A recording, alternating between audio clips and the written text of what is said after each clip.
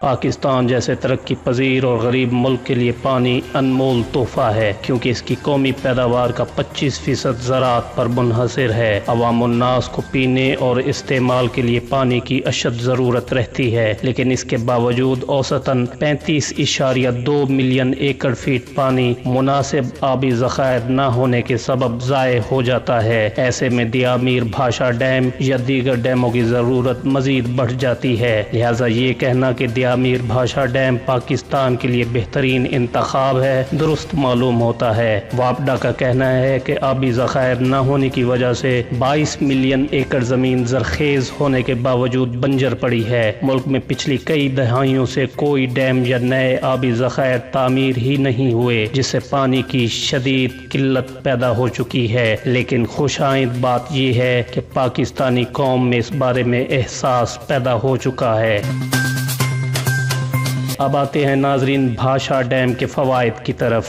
ملک کے چاروں صوبوں میں ڈیموں کی تعمیر کے معاملے پر شدید اختلافات ہیں، مگر اب وقت آ گیا ہے کہ ملک میں آبی ذخائر جلد از جلد تعمیر ہوں اور دیامیر بھاشا ڈیم پروجیکٹ جلد از جلد مکمل ہو جانا چاہیے۔ اس منصوبے سے بے پناہ فائدے حاصل ہو سکتے ہیں۔ مثلاً دیامیر بھاشا ڈیم بننے سے بجلی کی قیمت میں کمی آئے گی، کیونکہ اس ڈیم سے 4500 میگا واٹ بجلی حاصل ہوگی۔ خیبر پختونخوا کا شمالی ضلع ڈیرہ اسماعیل خان کا 6 لاکھ ایکڑ رقبہ کاشت کے قابل ہو جائے گا۔ بے روزگاری میں کمی واقع ہوگی۔ دیامیر بھاشا ڈیم کا پانی گلیشیئر سے حاصل ہوگا۔ اس ڈیم کے لیے پانی کی مقدار 50 ملین ایکڑ فیٹ ہے۔ اس سے توانائی خاص کر بجلی کی کمی کو بڑی حد تک پورا کیا جا سکے گا۔ ملک میں زرعی خوشحالی آئے گی۔ معاشی ترقی کے لیے سستی پن بجلی اور توانائی کی ضرورتیں پوری ہوں گی۔ Pakistan water and power development authority یعنی واپڈا کے جاری کردہ اعداد و شمار کے مطابق